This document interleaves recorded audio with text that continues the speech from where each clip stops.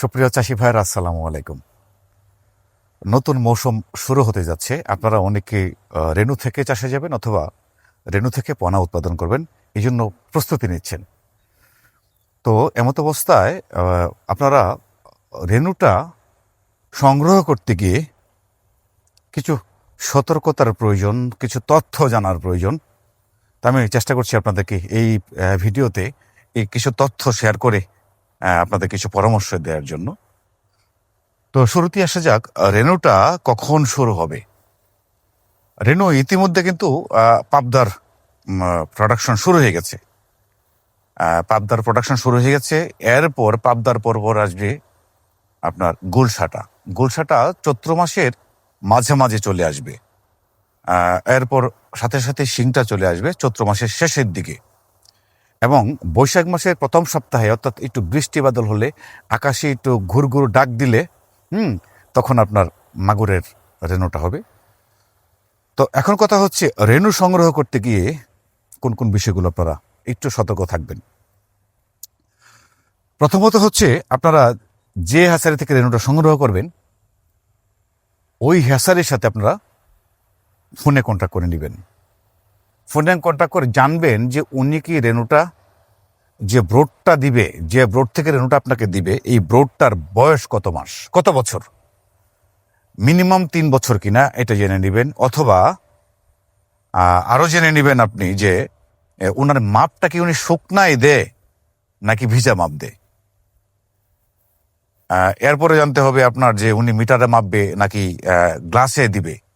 এখন শুরুতে আমি আসি যে আপনি যা বললাম যে ব্রোড সম্পর্কে আপনি জানবেন, কারণ ব্রোডটার যদি মিনিমাম বয়স 3 বছর না হয় তাহলে এই ব্রোডটা পরিপক্ক হবে না। তো যে কোনো ব্রোড, এটা 2.5 থেকে 3 বছর বয়স মিনিমাম হলে এটা পরিপক্কতা আসে, যতটুকু আমি জানি।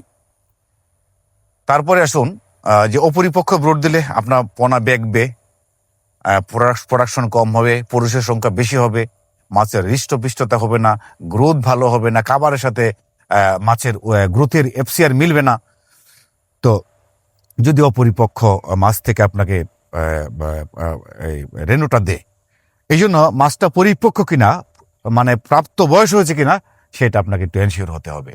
আর এটা কিন্তু হ্যাচারিম্যান আপনাকে বলবে, হয়তো আপনি আশপাশ থেকে একটু খবর নিতে হবে। অথবা যদি আপনি ভ্যাকসিন করার সময় এতে যান, হ্যাচারিতে যান, মাছটা গায়ে হাত দিলে আপনি বুঝতে পারবেন চামড়াটা মোটা নাকি পাতলা। মাছ বড় ছোট প্রশ্ন না, যে মাছ কটা কেজি, 8টা কেজি, 10টা কেজি, 20টা কেজি বা 5টা কেজি, 3টা কেজি হোক, নো প্রবলেম। প্রশ্ন কিন্তু বড় ছোট না, প্রশ্ন হচ্ছে আপনার ব্রোডটার বয়স কতদিন হয়েছে। ব্রোডটার বয়সটা জেনে তারপরে আপনি চেষ্টা করবেন রেণুটা অর্ডার করার জন্য। এবার আসি আমরা মাপের প্রসঙ্গে। মাপ,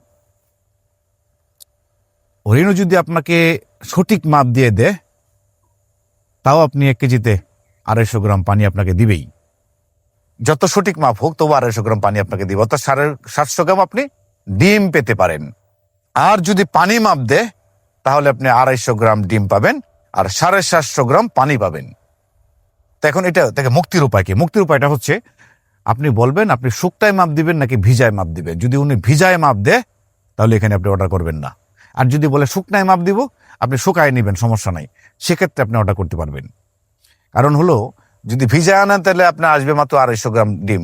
এখানে বুঝতেই পারছেন আপনার মাছ কি পরিমাণে কম হতে পারে। আর যদি শুকনা আনেন তাহলে কিন্তু আপনার মিনিমাম 750 গ্রাম ডিম আপনার আসবে। এবার আসেন যে আপনার অনেকেই আছে যারা আপনার ওই মাপ দিয়ে গ্লাস দিয়ে, তো এই গ্লাস দিয়ে মাপার কিন্তু আমাদের অঞ্চলে গরিপুরে কিছু এলাকা আছে যেখানে এখনো প্রচলন আছে এটার। আর আর আপনারা এটা খোঁজ নিবেন যে ওনারা কি দিয়ে মাপ দেয়, গ্লাসে মাপ দেয় কিনা। যদি গ্লাসে মাপ দেয় ওনারা ক্যান্সেল করবেন না, জানবেন আপনি কি দিয়ে মাপ দেয়।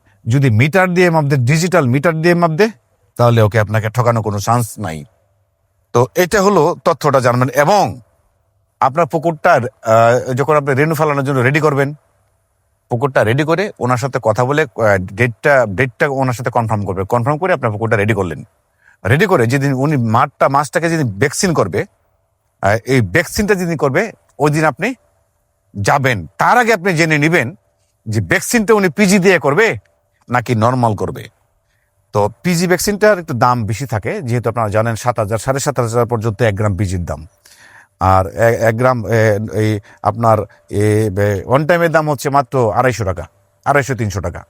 তো ওনারা কিন্তু আপনাকে চেষ্টা করবে অন টাইম দিয়ে দেওয়ার জন্য। তা আপনি বলবেন যে পিজি দিয়ে করার জন্য, পিজি দিয়ে এবং অন টাইমের মধ্যে একটু দামেরও পার্থক্য রয়েছে। যেমন আপনি ধরেন পিজির ক্ষেত্রে আপনার 1 কেজি মাছ যদি লাগে 10,000 টাকা, সেক্ষেত্রে অন টাইমে আপনাকে নিবে মাত্র 3,000 টাকা, 3,500 টাকা বা 4,000 টাকা নিবে অন টাইমে। তো এই জন্য পিজি এবং আপনার অন টাইমের মধ্যে দামেরও কিন্তু পার্থক্য রয়েছে। এই বিষয়টা আপনাকে একটু অবশ্যই একটু খেয়াল রাখতে হবে। হ্যাঁ, আর কথা হচ্ছে আপনার ওই আপনি যখন ব্রডটা উনি ভ্যাকসিন করবে ওই দিন আপনি পুকুর পাড়ে যাবেন, সরি হ্যাচারিতে যাবেন। হ্যাচারিতে আপনি বলবেন যে আপনি যদি ভ্যাকসিনটা করবেন আমাকে বলবেন, আমি আসবো। ওই হ্যাচারি ম্যানের সাথে আপনি এভাবে কথা বলে নেবেন।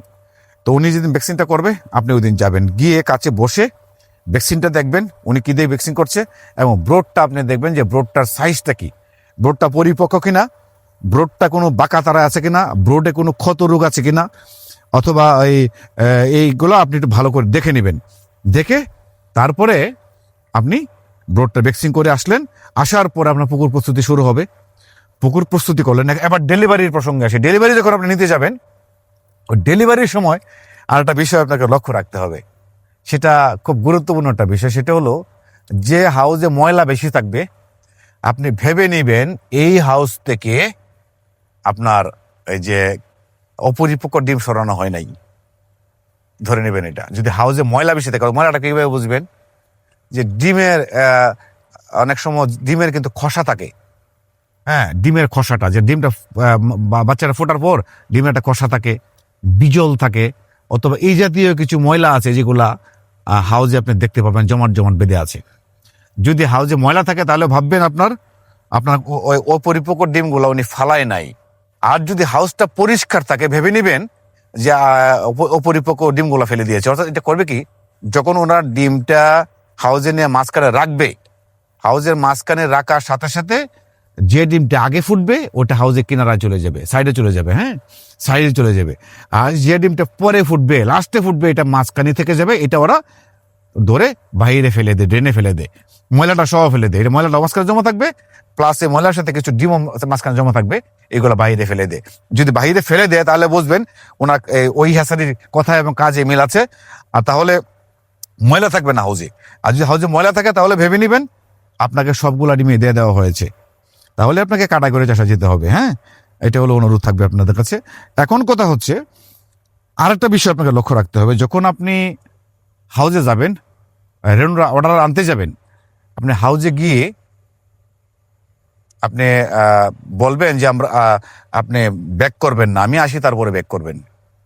আপনি হ্যাচারিম্যানকে বলবেন যে আমি আসি তারপর আপনার মাছটা ব্যাক করবেন না করবেন করতে। আপনি যাবেন, যাই বলবেন এখন আপনার ব্যাগ রেডি করে। এর মাঝখানে আপনি হাউস ডি ঘোরান দিয়ে দেখবেন, চিরুনি অভিযান চালাবেন, টর্চ লাইট সাথে নিয়ে যাবেন। টর্চ লাইট দিয়ে চেক দিবেন যে হাউজে কোনো মাছ কাটা আছে কিনা, অথবা কোনো ডিম সাদা হয়ে আছে কিনা। যদি কোনো মাছ কাটা থাকে, ডিম সাদা হয়ে থাকে, ভেবে নেবেন যে আপনার পুকুর পাড়ে নিতে নিতে 25% ডিম সাদা হয়ে যাবে। পুকুরে ছাড়ার পর বাকিটা সাদা হয়ে যাবে। 1 কেজিতে শতকরা 10% থাকলে পোনা থাকতেও পারে, নাও থাকতে পারে। কারণ এটা আপনাকে একটু সতর্ক থাকতে হবে। যদি ডিম কাটতে থাকে আপনি হাউসে যায় দেখেন, আর আপনি যাওয়ার আগে কিন্তু উনি হাউস পরিষ্কার করে রাখবে, আপনাকে ডিম কাটলো কিনা এটা আপনি দেখতে পাবেন না। আপনি যাওয়ার 1 ঘন্টা আপনি অবস্থান করলেই বুঝতে পারবেন। আর আপনি যদি গিয়ে দেখেন আপনার ব্যাগ করে মাছ ব্যাগে ভরে রেখে দিয়েছে, বা ব্যাগ রেডি, আপনি মাছ নিয়ে চলে আসলেন, তাহলে কিন্তু আপনি ঠকবেন নিশ্চিত। আপনি গিয়ে সবার আগে ওনাকে বলবেন যে আপনি হাউস ব্যাক করবেন না, আমি আসি তারপর আপনার ব্যাক করবেন। ওনারা আপনি যাবেন, এবার ব্যাগটাকে রেডি করতে বলবেন। 1 ঘন্টা সময় নেবেন, একটু ঘুরবেন, একটু সময় নেবেন, পিছাবেন সময়টাকে, একটু পিছাবেন, সময় নিয়ে হাউসে চেক দিবেন বারংবার যে হাউসে কোনো সাদা মাছ পাওয়া যাচ্ছে কিনা। যদি সাদা মাছ পাওয়া যায়, সাদা কাটছে পাওয়া যায়, একদম রিটার্ন চলে আসবেন, মাছ নিবেন না। প্রয়োজনে আপনি ড্যামারেজ দিবেন এই হ্যাচারিম্যানকে, তবু আপনি মাছ নিবেন না। প্রয়োজনে সিএনজি ভাড়া, গাড়ি ভাড়া ড্যামারেজ দিবেন, তবু মাছ নিবেন না। কারণ এই মাছ টিকবে না। এই মাছ টিকবে না, হয় রাস্তায় মারা যাবে 25%, রাস্তায় 25% মারা যাবে। পুকুরে নেওয়ার পর দেখবেন আপনার পুকুরে ছাড়ার পর এই 90% মাছ আপনার মারা যাবে। 10% হলে হতেও পারে, আবার নাও হতে পারে, অনেক ক্ষেত্রে হয় না। হওয়ার সংখ্যাটা খুবই কম, এটা আমাদের পূর্ব অভিজ্ঞতা থেকে বলছি। আশা করি ভিডিওটি আপনাদের উপকারে আসবে। ইনশাল্লাহ যদি তথ্য ভুল মনে হয় একটু শেয়ার করে দিবেন। হ্যাঁ, সকলে ভালো থাকুন। আসসালামু আলাইকুম।